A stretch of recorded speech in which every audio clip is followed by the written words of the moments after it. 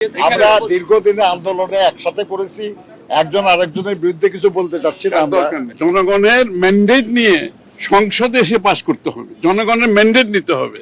আমরা কিছু লোক টেবিলের চারিদিকে বসে কিছু রাজনৈতিক দল জনগণের পক্ষ থেকে আগেভাগে তো এই সিদ্ধান্ত নেওয়া সম্ভব না।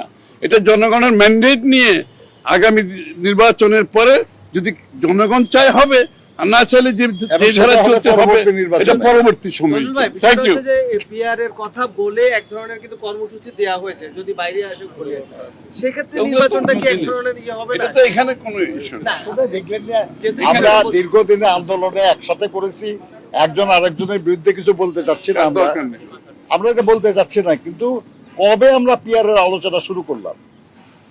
কে কবে পিআর এর দাবিতে আন্দোলন সংগ্রাম করেছে? এই যে 5 জুলাই আগস্টে আন্দোলন হলো, সেখানে দাবির মধ্যে কি পিআর ছিল? এটা একটা নতুন দাবি নিয়ে নির্বাচন সামনে, এই সময় এরকম আন্দোলন বা এরকম ধরনের কথাবার্তা, আমরা মনে করি তারা বুঝতে পারবে তাদের কি করা উচিত এবং তারা নির্বাচনকে সুষ্ঠুভাবে সম্পাদনের ব্যাপারে সহযোগিতা করবে। পিআর এর বিষয়টা সবচেয়ে বড় কথা হচ্ছে, এটা তো আমরা কোনোদিন রাজনৈতিক দলকে বাংলাদেশের মানুষের সিদ্ধান্ত নিতে বলে নাই।